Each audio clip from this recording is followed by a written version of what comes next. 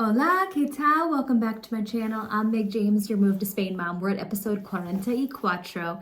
This is getting a little too casual, this relationship. I'm doing sheets today, so if my bed is like this, I'm indoors in a raincoat here in the Costa del Sol because it's rainy and cold for the first time ever here on the coast. But let's just get comfortable together because what I look like and my house looks like does not matter to you if you're considering a move to Spain. I want to be as real as possible with you as your Move to Spain coach. And so if you have questions and you're going through this process, you can email me, you can contact me on Instagram, you can contact me for a meeting through Calendly at any time, and we can talk through all the questions that you have about a move to Spain. So let's get started. Today is episode cuatro, and we're talking about schedules in Spain. Something that spooks people the most is when I tell them how late we eat dinner, how late we stay up in summer, and our hours. So let's talk about what schedules in Spain look like as a family.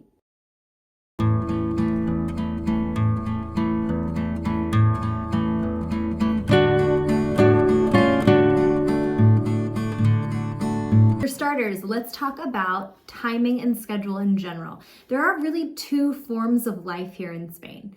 And so this has both been the case in Madrid and Estepona, okay? So the first is summer. Summer is its own schedule. We're going to save that for the end. It's just kind of a whole thing to talk about. It's a whole different topic.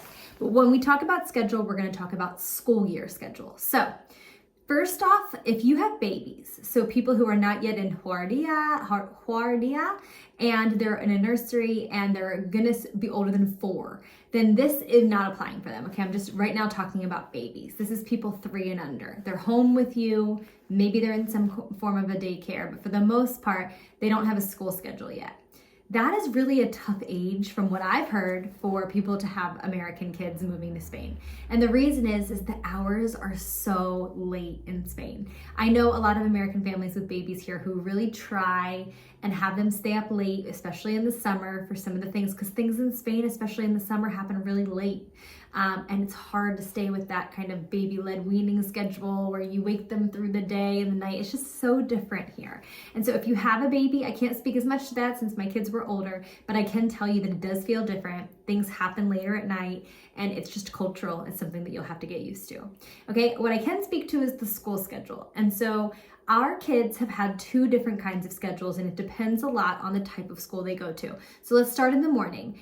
Our days start, depending if we're in Madrid or here in the Costa del Sol, the school starts, earliest we've had is 8:30, latest we've had is 9, okay? And so I've heard even some Spanish schools can start as late as 9:30. So that's just a general planning. I would say 8:30 to 9 would be a normal start time for an American school in Spain. That is normal, I think, in the US. US schools can start a little bit earlier, but one of the main differences is that they go till 4 in Spain. So we go till 4:10 here in Estepona, and then we went till 4 in Madrid.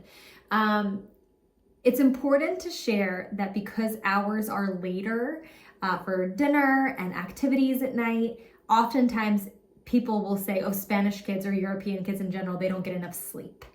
And so that's not the case necessarily for our kids, but I will say I think they sleep less in Spain than they did in the US. So for example, on a school night, this is what a typical Monday night looks like. So Griffin goes to school in the morning. He comes home at 4:10 in the afternoon. By the time we bike home, it's closer to 5, say.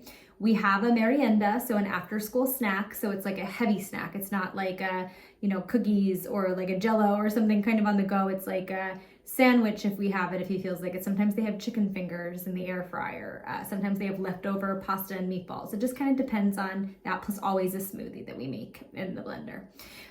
Once that is settled, then Landon goes to paddle, Griffin goes to football practice, and he will be at football practice from 6 until 8.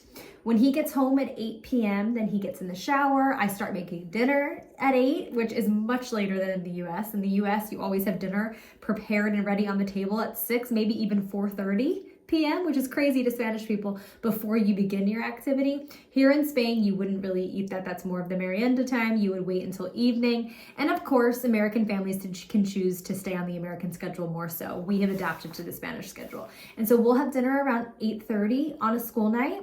That then leaves time after showers and at some point squeezing in some homework. Then we get ready to relax and either watch a show together or unwind a bit, and then they go to bed. So I would say our kids are asleep by like 10 10:15 or so. They're in 5th grade and 7th grade, so 10 and 13. So that's what the school day schedule looks like for us. On Friday nights in the school year, we stay up very late. We often, with my husband's US work schedule, go out to dinner here in our local village in Spain, and we will easily get dinner reservations for 9 p.m. and then we're usually back by 11. And so things are just much later, and culturally we enjoy that. It's really worked well for our families, plus a lot of restaurants don't even serve food until after 8 or 8:30. So very culturally normal. Now, summer is a bit of a stunner. If you're not familiar with the Spanish summer, it is very, very, very late. So thinking back to our Madrid days, there was a PR that we were joking that we had, a personal record, that I cooked dinner on a it was a weeknight summer night in our flat at 11:15 p.m. I mean, just because they were gone, they were swimming in the pool, they were doing other things. My husband was working for a London company at the time, so it wasn't really due to his work. It was more just the kids and being outside and being with friends. You often go and maybe have a cocktail and some tapas, some appetizers and things at 5, and then you're not hungry yet, so you'll eat again at like 11. And so just a weird summer schedule. It definitely sets the kids back, but they sleep in the summer. And so last summer, my 12 and almost 10-year-old then would have slept until 11 a.m. in the morning. So they catch up from a lot of sleep in the summer mornings in Spain, but it's definitely much different than it is the hours in the US.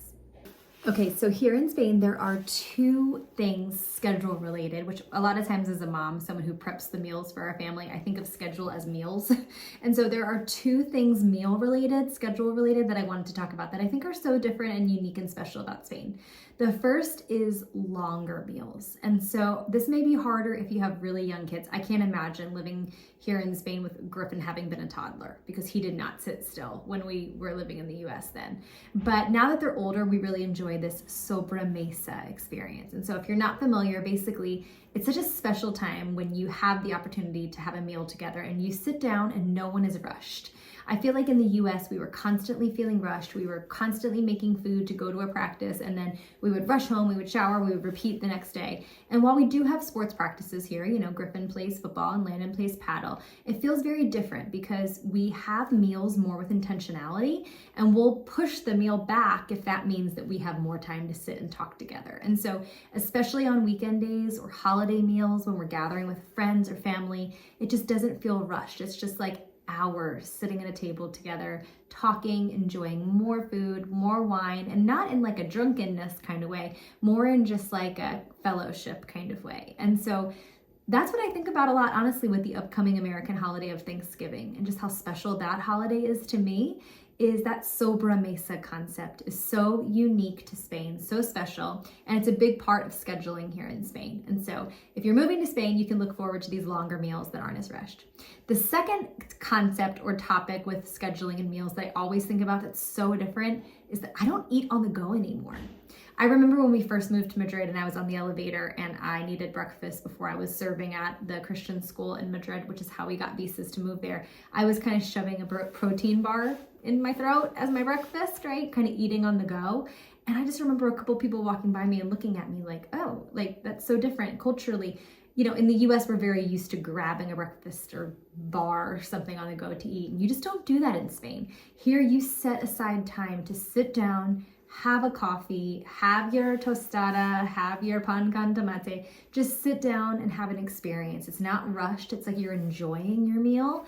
And I really like that too. I have found that I don't eat on the go anymore. None of us eat on the go anymore. Even we don't even really like our kids eating in the car or snacking. We're just like, wait till we get home and we'll sit down and we can have a snack together or make a smoothie. And, for me, that has been a really special part of living here in Spain. Even here in Estepona, the other day I had to run some errands closer to Marbella in a mall, and I needed to grab lunch, but I didn't have time to sit down even just by myself. I'm never by myself at a mall, but I had a couple extra minutes, but I was on the go because I had to go pick them up at school. So I grabbed Five Guys and I was eating Five Guys in my car. And I thought, this feels so weird, like to be eating fast food kind of on the go in Spain felt so like disconnected as part of a normal schedule to me. And so I thought that was so interesting that I've grown in that way as an American living here for the last 2+ years, is that I don't really eat on the go. And same as drinking coffee on the go, when you do get it, they're this big, they're like tiny little coffee samplers. It's just not the same. It makes you just want to sit down and have an experience. And so I would say those are two of the biggest schedule differences living here in Spain.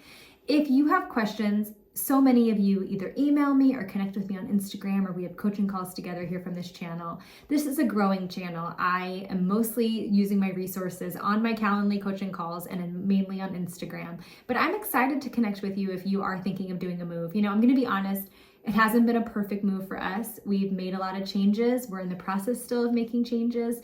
Things are getting bigger and becoming bigger deals for us living here in Spain. We're looking at buying property. We're making long-term investment decisions. We're making big school decisions. We're making big decisions for our family that could have a lifelong impact on everyone. And so it's really hard, and it's just better not to do it alone. And so I'm happy to be your Move to Spain mom, where we can work together, put together the best plan for you and your family. And so I hope this was helpful to give you an insight on what you could expect day to day with some scheduling. If you have any questions, please reach out to me below. Make sure you subscribe for more, and we'll be talking more about groceries next week, living here in Spain and the costs associated with that.